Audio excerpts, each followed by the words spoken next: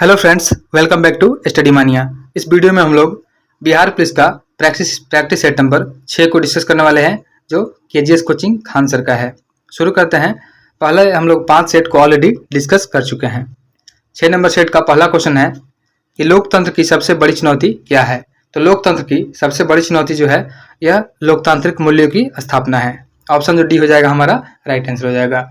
लोकतंत्र का अर्थ होता है जनता का शासन, जिसमें हर व्यक्ति को समान अधिकार और स्वतंत्रता प्राप्त हो, और इसके लिए जो है लोकतांत्रिक मूल्यों का पालन करना बहुत जरूरी है।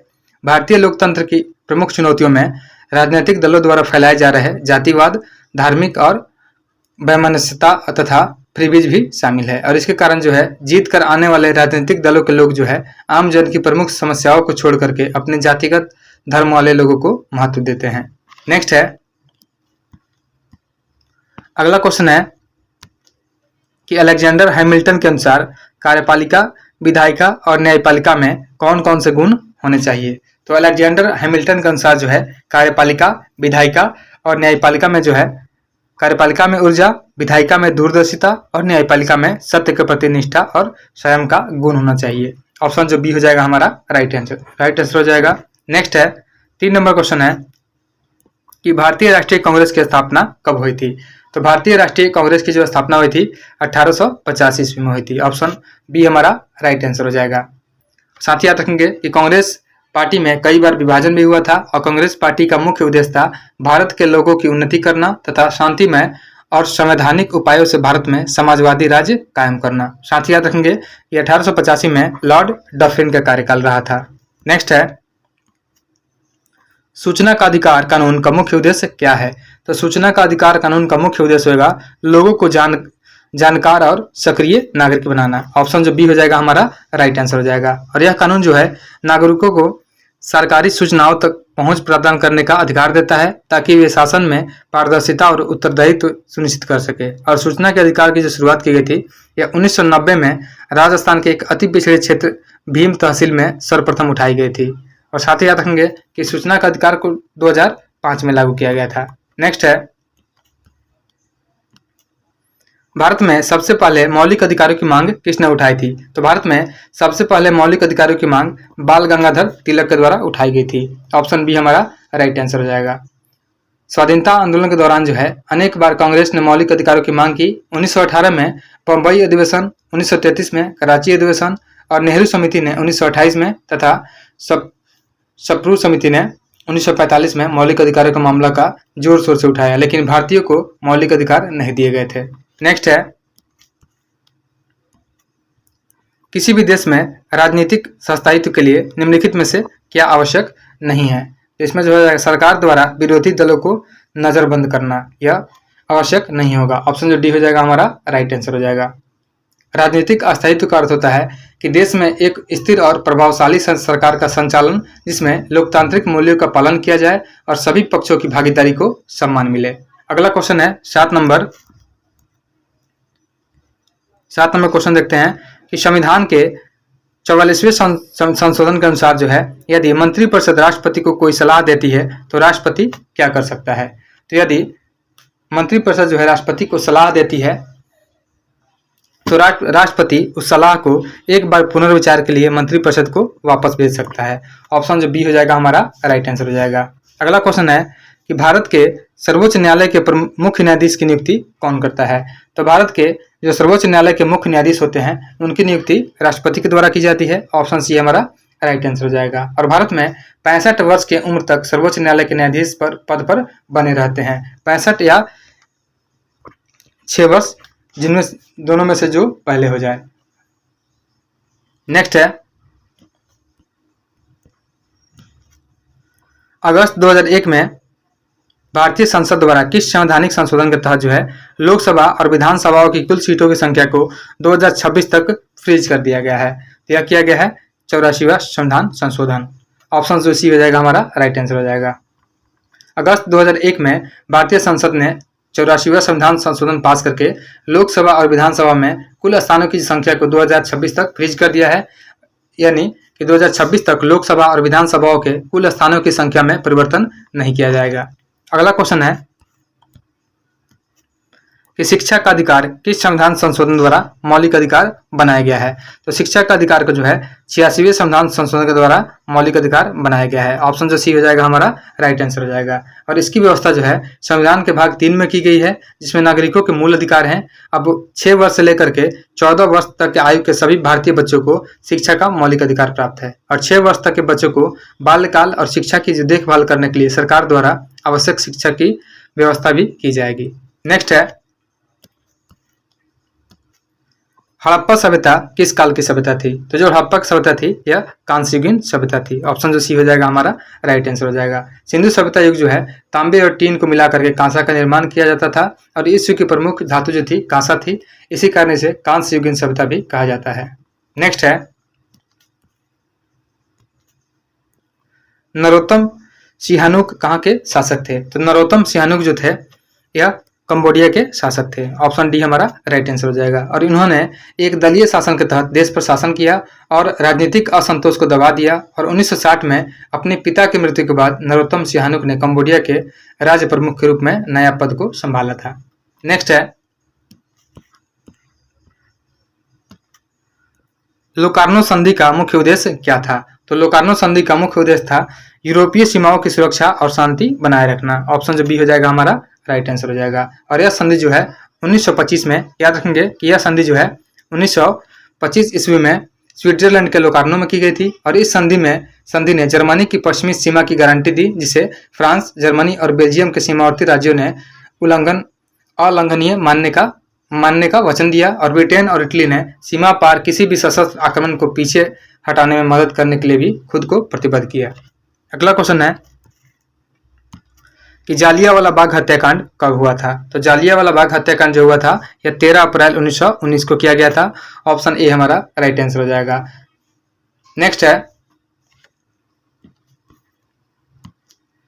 सविनय अवज्ञा आंदोलन किस घटना से शुरू हुआ था। तो सविनय अवज्ञा आंदोलन जो है दांडी यात्रा से शुरू हुआ था। ऑप्शन जो बी हो जाएगा राइट आंसर हो जाएगा। और यह 12 मार्च 1930 को शुरू किया गया था, और यह दांडी पहुंचा गया था 6 अप्रैल 1930 को। यह 24 दिनों की यात्रा रही थी, जिसमें 78 अनुयायियों के साथ दांडी समुद्र तट पर गांधी जी ने ऐतिहासिक यात्रा की, और 24 दिनों में 250 किलोमीटर की यात्रा के बाद 5 अप्रैल को वे दांडी पहुंचे, और 6 अप्रैल को समुद्र में पानी से नमक बना करके कानून का उल्लंघन किया था।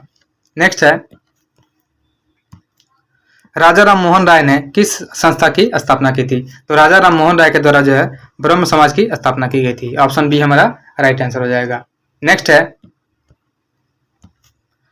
गांधी इरविन समझौता किसके बीच हुआ था। तो गांधी इरविन जो समझौता हुआ था यह महात्मा गांधी और लॉर्ड इरविन के बीच हुआ था। ऑप्शन सी हमारा राइट आंसर हो जाएगा। और सरकार को गांधी के साथ समझौता वार्ता करनी पड़ी, जिसे गांधी इरविन पैक्ट बोलते हैं।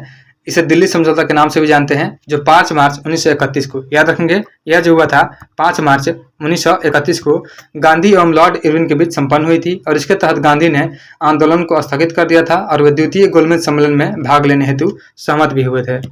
नेक्स्ट है, चंपारण आंदोलन निम्नलिखित में से किससे संबंधित है। तो चंपारण आंदोलन जो है यह किसानों की नील की खेती से जुड़ी हुई समस्या है। 18 का आंसर जो हो जाएगा हमारा बी राइट आंसर हो जाएगा। और यह आंदोलन जो किया गया था 1917 में किया गया था। नेक्स्ट है, बारदोली सत्याग्रह का मुख्य कारण क्या था। तो बारदोली सत्याग्रह का मुख्य कारण था भूमि करों में 22% की वृद्धि। ऑप्शन जो बी हो जाएगा हमारा राइट आंसर हो जाएगा। साथ ही याद रखेंगे कि यह आंदोलन जो है नवंबर 1928 में, याद रखेंगे बारदोली सत्याग्रह जो है नवंबर 1928 में बारदोली गुजरात में हुआ था। नेक्स्ट है, मुस्लिम लीग की स्थापना कब हुई थी। तो मुस्लिम लीग की जो स्थापना हुई थी 1906 ईस्वी में हुई थी, और इसकी स्थापना 30 दिसंबर को की गई थी। याद रखेंगे कि 30 दिसंबर 1906 को मुस्लिम लीग की स्थापना की गई थी ढाका में, और इसकी स्थापना नबी सलीमुल्लाह और नवाब मोहसिन उल मुल्क के नेतृत्व में की गई थी। और आगा खान जो है मुस्लिम लीग के पहले अध्यक्ष बने थे। और इस मुस्लिम लीग की पार्टी की स्थापना जो है जिन उद्देश्यों की पूर्ति के लिए की गई थी, उनमें मुसलमानों को सरकारी सेवाओं में उचित अनुपात में स्थान दिलाना, और न्यायाधीशों के पदों पर भी मुसलमानों को जगह दिलाना था। नेक्स्ट है, अगला क्वेश्चन है 21 कि विश्व स्तर पर पर्यावरण संरक्षण हेतु पहला सम्मेलन कब आयोजित किया गया था। तो विश्व स्तर पर पर्यावरण संरक्षण हेतु पहला सम्मेलन जो किया गया था यह किया गया था 1972 में। ऑप्शन जो बी हो जाएगा हमारा राइट आंसर हो जाएगा। पर्यावरण संरक्षण के लिए स्टॉकहोम में विश्व शिखर सम्मेलन 1972 में किया गया और इस सम्मेलन के बाद जो है प्रतिवर्ष 5 जून को पर्यावरण दिवस के रूप में मनाया जाता है, याद रखेंगे। नेक्स्ट है कपास की खेती के लिए कौन सी मिट्टी उपयुक्त है? तो कपास की खेती के लिए काली मिट्टी उपयुक्त है। ऑप्शन बी हमारा राइट आंसर हो जाएगा। नेक्स्ट है नर्मदा बचाओ आंदोलन का मुख्य उद्देश्य क्या था? नर्मदा बचाओ आंदोलन का मुख्य उद्देश्य था बांध निर्माण से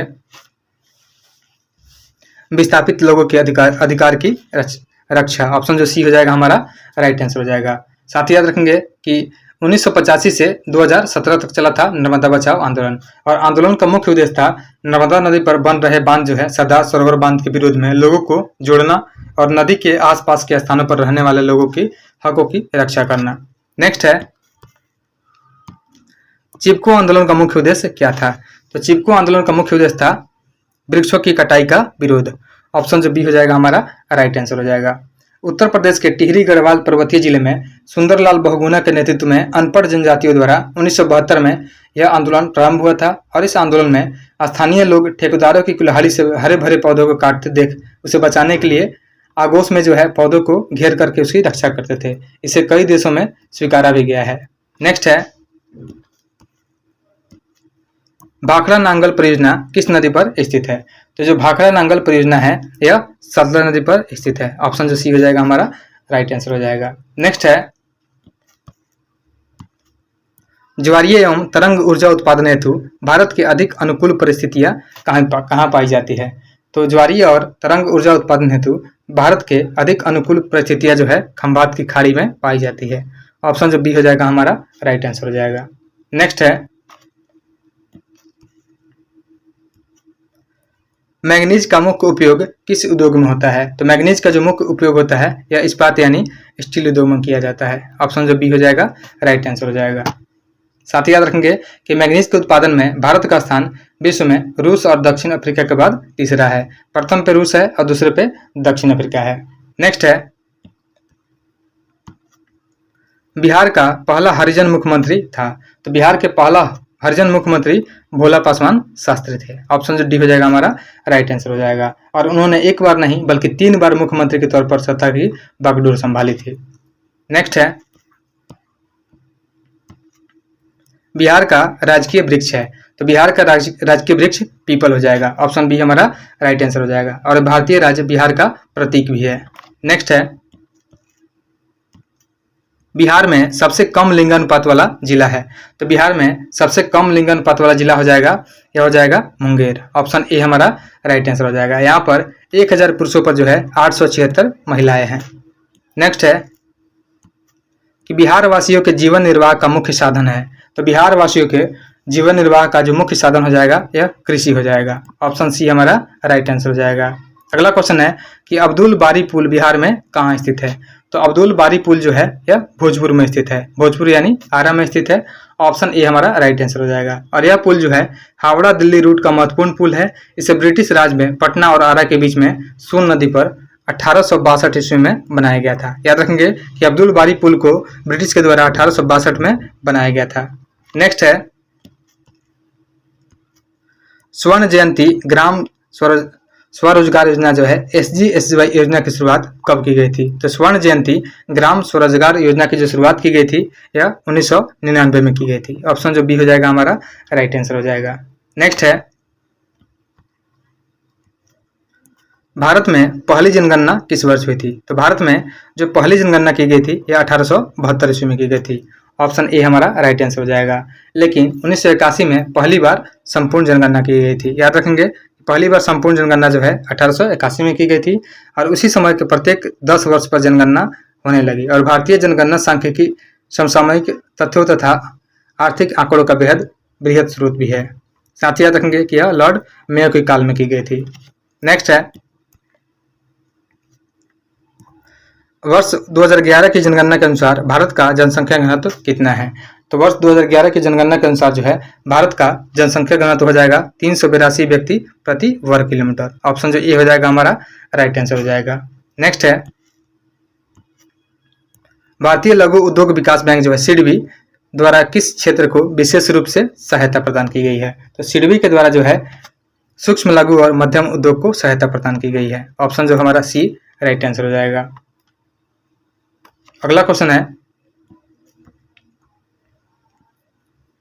37 नंबर है अगला क्वेश्चन कि भारत सरकार ने राष्ट्रीय जनसंख्या नीति 2000 कब लागू की थी? तो भारत सरकार ने राष्ट्रीय जनसंख्या नीति जो 2000 ईस्वी है इसे 11 फरवरी 2000 ईस्वी को लागू किया था। ऑप्शन जो सी हो जाएगा हमारा राइट आंसर हो जाएगा। और यह नीति जो है 15 फरवरी को जारी की गई थी और इसका लक्ष्य जो है 2010 तक प्रजनन दर की प्रतिस्थापना स्तर तक लाना और 2045 तक स्थिर जनसंख्या प्राप्त करना था। नेक्स्ट है ऑपरेशन सिंदूर किस आतंकवादी घटना के जवाब में शुरू किया गया था?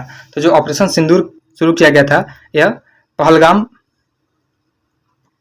जो हमला हुआ था उसके विरोध में शुरू किया गया था। ऑप्शन जो बी हो जाएगा हमारा राइट आंसर हो जाएगा। नेक्स्ट है सार्वजनिक परीक्षा जो है अनुचित साधनों की रोकथाम विधेयक के तहत संगठित अपराध में शामिल होने पर क्या सजा हो सकती है?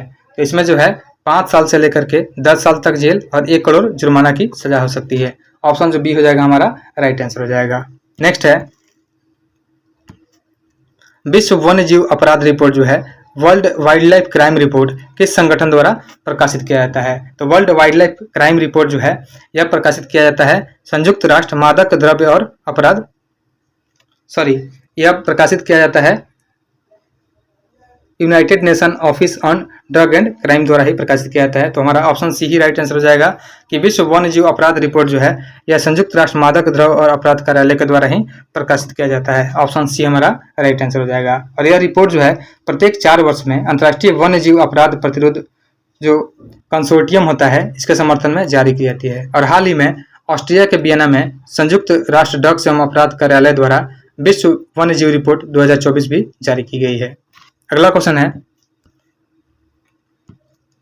कि भारत के लिए 50 अंतर्राष्ट्रीय गोल करने वाली पहली महिला फुटबॉल खिलाड़ी कौन बनी है? तो भारत के लिए 50 अंतर्राष्ट्रीय गोल करने वाली पहली महिला खिलाड़ी बनी है, यह बनी है बाला देवी। ऑप्शन ए हमारा राइट आंसर हो जाएगा। और इन्होंने 2024 सैफ महिला चैंपियनशिप में नेपाल में पाकिस्तान के खिलाफ मैच में यह उपलब्धि हासिल की है। और बाला देवी को भारतीय महिला फुटबॉल की गोल मशीन भी कहा जाता है। उन्होंने अपने 50वें गोल को अपने दिवंगत पिता को समर्पित किया है। याद रखेंगे इनको गोल मशीन भी कहा जाता है।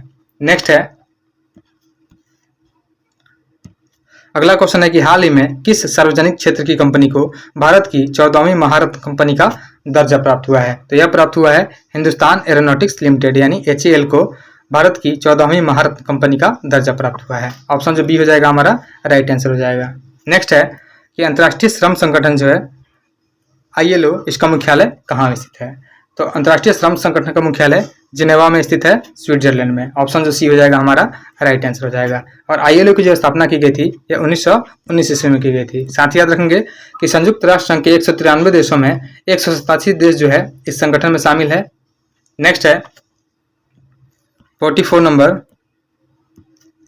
कि भारत के 52वें मुख्य न्यायाधीश कौन बने हैं? तो भारत के 52वें मुख्य न्यायाधीश जो बने हैं यह बने हैं जस्टिस BR गवई। ऑप्शन जो सी हो जाएगा हमारा राइट आंसर हो जाएगा। और इन्होंने संजीव खन्ना का स्थान लिया है। संजीव खन्ना जो है यह भारत के 91वें मुख्य न्यायाधीश हैं। नेक्स्ट है क्रिकेट इतिहास में सबसे कम उम्र में रणजी ट्रॉफी में पदार्पण करने वाला खिलाड़ी कौन है? तो क्रिकेट के इतिहास में सबसे कम उम्र में रणजी ट्रॉफी में पदार्पण करने वाला जो खिलाड़ी हो जाएगा यह हो जाएगा वैभव सूर्यवंशी। ऑप्शन ए हमारा राइट आंसर हो जाएगा। वह मात्र 12 साल और 284 दिन की उम्र में बिहार के लिए मुंबई के खिलाफ रणजी ट्रॉफी खेले हैं। नेक्स्ट है 18वीं लोकसभा में नेता प्रतिपक्ष कौन है? तो 18वीं लोकसभा में नेता प्रतिपक्ष राहुल गांधी हैं। ऑप्शन बी हमारा राइट आंसर हो जाएगा। नेक्स्ट है Modi government the new surge of communalism पुस्तक के लेखक कौन है? तो Modi government the new surge of communalism पुस्तक के जो लेखक हैं यह सीता येचुरी हैं। ऑप्शन जो हो जाएगा हमारा सी राइट आंसर हो जाएगा। नेक्स्ट है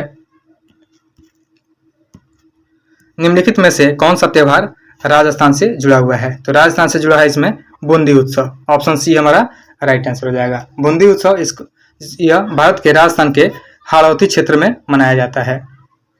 नेक्स्ट है 49 नंबर क्वेश्चन है कि अंतर्राष्ट्रीय ओलंपिक दिवस 2024 जो है हर वर्ष 23 जून को मनाया जाता है, इसका विषय क्या था। तो अंतर्राष्ट्रीय ओलंपिक दिवस जो है हर वर्ष 23 जून को मनाया जाता है और 2024 में इसका जो थीम था यह था आइए आगे बढ़ें और जश्न मनाएं। ऑप्शन जो डी हो जाएगा हमारा राइट आंसर हो जाएगा। नेक्स्ट है गर्म पानी वन्य जीव अभयारण्य कहाँ स्थित है। तो गर्म पानी वन्य जीव अभयारण्य जो है यह असम में स्थित है। याद रखेंगे गर्म पानी वन्य जीव अभयारण्य जो है असम में स्थित है। असम के कार्बी आंगलोंग जिले में स्थित है और यहाँ पर हुलुक गिबन्स और गोल्डन लंगूर भी पाए जाते हैं। अगला क्वेश्चन है 51 कि पंथी नृत्य जो है पंथी नृत्य शैली का संबंध भारत के किस राज्य से है। तो पंथी नृत्य शैली है इसका संबंध केरल से हो जाएगा। ऑप्शन सी हमारा राइट आंसर हो जाएगा। और यह नृत्य जो है सतनामी समुदाय के द्वारा किया जाता है और इसमें धार्मिक और आध्यात्मिक संदेश भी शामिल होते हैं। नेक्स्ट है अगला क्वेश्चन है कि भवई किस भारतीय राज्य की पारंपरिक नाट्य शैली है। तो भवई जो है यह गुजरात की नाट्य शैली है। ऑप्शन ए हमारा राइट आंसर हो जाएगा। नेक्स्ट है निम्नलिखित में से कौन सी कृति प्रसिद्ध भारतीय लेखक खुशवंत सिंह की है। तो खुशवंत सिंह की कृति हो जाएगी ट्रेन टू पाकिस्तान। याद रखेंगे ट्रेन टू पाकिस्तान जो है यह खुशवंत सिंह के द्वारा लिखी गई पुस्तक है और यह पहली बार जो है 1956 में प्रकाशित हुई थी। याद रखेंगे कि 1956 में पहली बार ट्रेन टू पाकिस्तान जो है प्रकाशित हुई थी और आधुनिक भारतीय कथा का एक प्राचीन साहित्य भी माना जाता है। 1947 में भारत के विभाजन के बारे में एक छोटी परंतु शक्तिशाली कहानी इसमें वर्णित है। नेक्स्ट है पौधे किस प्रक्रिया द्वारा अपना भोजन बनाते हैं। तो पौधे जो है या प्रकाश संश्लेषण के द्वारा अपना भोजन बनाते हैं। ऑप्शन सी हमारा राइट आंसर हो जाएगा। नेक्स्ट है निम्नलिखित में से कौन कीटभक्षी पौधा है। तो कीटभक्षी जो पौधा हो जाएगा यह हो जाएगा घटपर्णी। ऑप्शन सी हमारा राइट आंसर हो जाएगा। इसे हम लोग नेपेंथिस भी बोलते हैं। नेक्स्ट है लेंस की क्षमता का एसआई मात्रक क्या होता है। तो लेंस की क्षमता का एसआई मात्रक डायोप्टर होता है। ऑप्शन सी राइट आंसर हो जाएगा और इसे डी से डिनोट किया जाता है। अगला क्वेश्चन है समंजन क्षमता का क्या अर्थ है। तो समंजन क्षमता का अर्थ होता है आंख की लेंस की फोकस बदलने की जो क्षमता होती है उसे समंजन क्षमता कहते हैं। अगला क्वेश्चन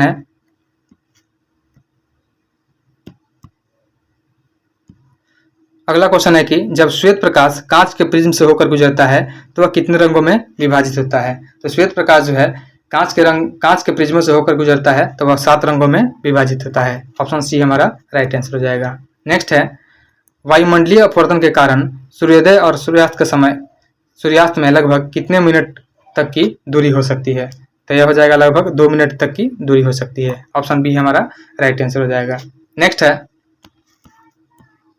60 नंबर क्वेश्चन है आकाश का नीला रंग किसके कारण होता है। तो जो आकाश का नीला रंग होता है यह प्रकाश के प्रकीर्णन के कारण होता है। ऑप्शन सी हमारा राइट आंसर हो जाएगा। आकाश का जो नीला रंग होता है यह प्रकाश का प्रकीर्णन के कारण होता है जिसे रेले प्रकीर्णन भी कहा जाता है। जब सूर्य का जो प्रकाश है पृथ्वी के वायुमंडल में प्रवेश करता है तो वह वायुमंडल में मौजूद धूल गैस तथा अन्य कणों से टकराता है और इस प्रक्रिया में नीले रंग के प्रकाश को लाल रंग की तुलना में अधिक बिखेर दिया जाता है जिससे आकाश जो है नीला दिखाई देता है। नेक्स्ट है टिंडल प्रभाव किन मिश्रणों में देखा जाता है। तो जो टिंडल प्रभाव है यह कोलाइडी मिश्रण में देखा जाता है। ऑप्शन सी हमारा राइट आंसर हो जाएगा। याद रखेंगे कि टिंडल प्रभाव जो है यह कोलाइडी मिश्रणों में देखा जाता है। नेक्स्ट है कि मानव नेत्र अभिनेत्र लेंस की फोकस दूरी को समायोजित करके विभिन्न दूरियों पर रखी वस्तुओं को फोकसित कर सकता है। ऐसा हो पाने का कारण है समंजन क्षमता। ऑप्शन जो हो जाएगा बी हमारा राइट आंसर हो जाएगा। नेक्स्ट है विद्युत विभव और विभवांतर के बीच मुख्य अंतर क्या है। तो विद्युत विभव और विभवांतर के बीच मुख्य अंतर होता है कि जो विद्युत विभव है किसी बिंदु पर परिभाषित होता है जबकि विभवांतर जो होता है 2 बिंदुओं के बीच परिभाषित होता है। ऑप्शन ए हमारा राइट आंसर हो जाएगा। नेक्स्ट है किस वैज्ञानिक ने यह खोज की कि गतिशील चुंबक का उपयोग विद्युत धारा उत्पन्न करने के लिए किया जा सकता है। तो यह खोज की गई थी माइकल फैराडे के द्वारा। माइकल फैराडे ने खोज किया कि गतिशील चुंबक का उपयोग जो है विद्युत धारा उत्पन्न करने के लिए किया जा सकता है। तो ऑप्शन जो बी हो जाएगा हमारा राइट आंसर हो जाएगा। नेक्स्ट है गैल्वेनोमीटर का मुख्य कार्य क्या है। तो गैल्वेनोमीटर जो है इसका मुख्य काम होता है विद्युत धारा की उपस्थिति और दिशा का संकेत देना। ऑप्शन जो बी हो जाएगा हमारा राइट आंसर हो जाएगा। अगला है विद्युत जनरेटर का मुख्य कार्य क्या है, यानी जो जनरेटर होता है विद्युत जनरेटर, इसका मुख्य काम क्या होता है? तो इसका मुख्य काम होता है यांत्रिक ऊर्जा को विद्युत ऊर्जा में परिवर्तित करना। ऑप्शन जो ए हो जाएगा हमारा राइट आंसर हो जाएगा। याद रखेंगे कि विद्युत जनरेटर का जो काम होता है यांत्रिक ऊर्जा को विद्युत ऊर्जा में परिवर्तित करना। नेक्स्ट क्वेश्चन है 67 नंबर कि ओजोन परत जो है मुख्यतः वायुमंडल के किस स्तर में पाई जाती है? तो जो ओजोन परत होती है यह वायुमंडल के समताप मंडल में पाई जाती है। ऑप्शन जो बी हो जाएगा हमारा राइट आंसर हो जाएगा। ओजोन परत जो है मुख्यतः वायुमंडल के समताप मंडल में पाई जाती है और यह परत जो है पृथ्वी के सतह से लगभग 15 से लेकर के 40 किलोमीटर तक ऊपर होती है और समताप मंडल में ओजोन सूर्य की हानिकारक जो पराबैंगनी किरणें होती है यूवी किरणें, उसको अवशोषित करके पृथ्वी की जीवन की रक्षा करती है। अगला क्वेश्चन है कि गुब्बारे में कौन सी गैस भरी जाती है जिससे वह हवा में उड़ता है? तो गुब्बारे में भरी जाती है हीलियम गैस। ऑप्शन डी हमारा राइट आंसर हो जाएगा, क्योंकि यह वायु से हल्की और अज्वलनशील होती है। हीलियम गैस जो है हाइड्रोजन के बाद दूसरी हल्की गैस है, लेकिन हाइड्रोजन की तुलना में यह अधिक सुरक्षित है, क्योंकि हाइड्रोजन जो है अत्यधिक ज्वलनशील होती है, इसलिए सुरक्षा कारणों से हाइड्रोजन के बजाय हीलियम गैस का उपयोग किया जाता है। नेक्स्ट है निम्न में से पदार्थ की कौन सी अवस्था की संपीडितता सबसे अधिक होती है? तो यह हो जाएगी गैस अवस्था। ऑप्शन सी हमारा राइट आंसर हो जाएगा। गैसीय अवस्था में पदार्थ की संपीडितता जो होती है सबसे अधिक होती है। इसका कारण है कि गैसों के कणों के जो बीच होता है अधिक खाली स्थान होता है, जिससे उसे आसानी से एक दूसरे के करीब दबाया जा सकता है और ठोस और द्रव्य की तुलना में गैसें अधिक आसानी से संपीड़ित हो जाती है। नेक्स्ट है निम्नलिखित में कौन सा यौगिक जो है ब्लीचिंग पाउडर के रूप में जाना जाता है? तो ब्लीचिंग पाउडर के रूप में जाना जाता है यह कैल्शियम हाइपोक्लोराइड हो जाएगा। ऑप्शन जो ए हो जाएगा हमारा राइट आंसर हो जाएगा। कैल्शियम हाइपोक्लोराइड होता है, इसका फॉर्मूला जो होता है CaClO2 के सूत्र के साथ एक अकार्बनिक यौगिक है, जिसे सामान्यतः ब्लीचिंग पाउडर के नाम से भी जानते हैं और इसका प्रयोग जो है सामान्यतः सार्वजनिक तरलताओं को स्वच्छ रखने और पेय जल को रोगाणु मुक्त रखने में मदद किया जाता है। इसको बोलते हैं CaOCl2, इसका फॉर्मूला होता है। नेक्स्ट है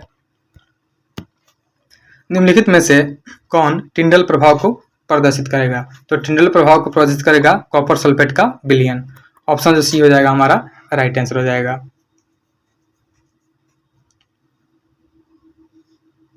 नेक्स्ट है इसमें यह क्वेश्चन है निम्नलिखित में से कौन टिंडल प्रभाव को प्रदर्शित करेगा? तो इसमें जो हो जाएगा दूध हमारा राइट आंसर हो जाएगा कि दूध जो है टिंडल प्रभाव को प्रदर्शित करेगा। ऑप्शन जो बी हो जाएगा हमारा राइट आंसर हो जाएगा। टिंडल प्रभाव वह प्रकाश बिखराव की घटना है जब प्रकाश की किरण किसी कोलाइड या अत्यंत सूक्ष्म निलंबन से होकर गुजरती है तो वह बिखर जाती है और प्रकाश की राह जो होती है स्पष्ट रूप से दिखाई देती है, इसलिए दूध जो हो जाएगा हमारा राइट आंसर हो जाएगा। नेक्स्ट है क्राइसोफाइट्स का मुख्य पोषण प्रकार क्या है? तो जो क्राइसोफाइट्स होता है इसका मुख्य पोषण प्रकार हो जाएगा स्वपोषी। ऑप्शन जो सी हो जाएगा हमारा राइट आंसर हो जाएगा। और यह प्रकाश संश्लेषण की प्रक्रिया के माध्यम से अपना भोजन स्वयं बनाते हैं, जिसमें वे प्रकाश के ऊर्जा के रूप का प्रयोग करते हैं और कार्बन डाइऑक्साइड को पानी में मौजूद पोषक तत्वों में बदलते हैं। नेक्स्ट है 73 नंबर कि प्रोटोजोआ किस प्रकार के जीव होते हैं? तो जो प्रोटोजोआ होते हैं यह एक कोशिकीय और यूकेरियोटिक होते हैं। तो ऑप्शन जो बी हो जाएगा हमारा राइट आंसर हो जाएगा। नेक्स्ट है दो चल अथवा अचल युग्मकों के प्रोटोप्लाज्म का संलयन होने की क्रिया को क्या कहा जाता है? तो इसको कहा जाता है प्लाज्मोगैमी। ऑप्शन जो बी हो जाएगा हमारा राइट आंसर हो जाएगा। नेक्स्ट है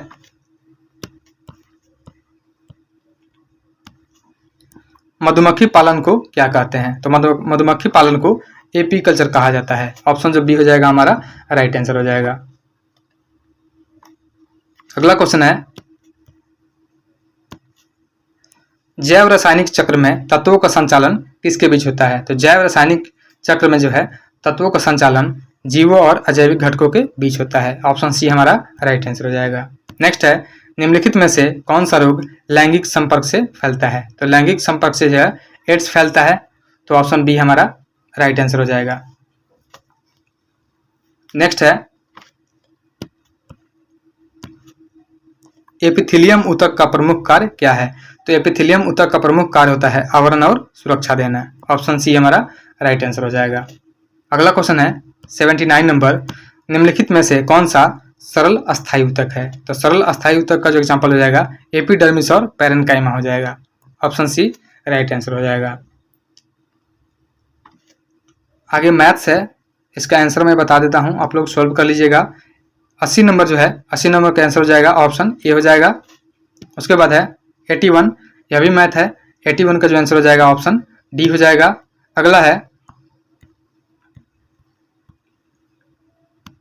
अगला क्वेश्चन है 82। तो 82 का जो आंसर हो जाएगा यह हो जाएगा ऑप्शन बी हो जाएगा, 1 हो जाएगा। उसके बाद है 83। तो 83 का जो आंसर हो जाएगा यह ऑप्शन बी हो जाएगा। उसके बाद है 84। 84 का जो आंसर हो जाएगा यह हो जाएगा ऑप्शन ए 7/3 पाई।